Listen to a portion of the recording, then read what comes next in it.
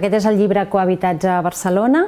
És un llibre editat per l'Ajuntament de Barcelona i l'editorial Actar. M'ha cridat l'atenció d'aquest llibre que explica què és l'habitatge cooperatiu des de diferents punts de vista, perquè posa el focus en arquitectura, però també parla d'urbanisme, de sostenibilitat, de finançament i molt de vida comunitària. Penso que és un llibre que pot inspirar persones interessades en models d'habitatge més cooperatius i sostenibles, a persones amb esperit col·laboratiu o que estan en sintonia amb valors com la justícia social o la sostenibilitat. És un llibre que no només interessarà arquitectes urbanistes, sinó també a persones sense coneixements tècnics, perquè recull molta informació però de forma molt clara i entenedora, tant la part textual, converses transcrites i assajos curts, com la part més visual, que té un disseny molt atractiu. Destaco un projecte de cohabitatge sènior, que és Can 70, per persones més grans de 70 anys, que és una proposta transformadora que neix amb l'objectiu de treballar per la pròpia comunitat.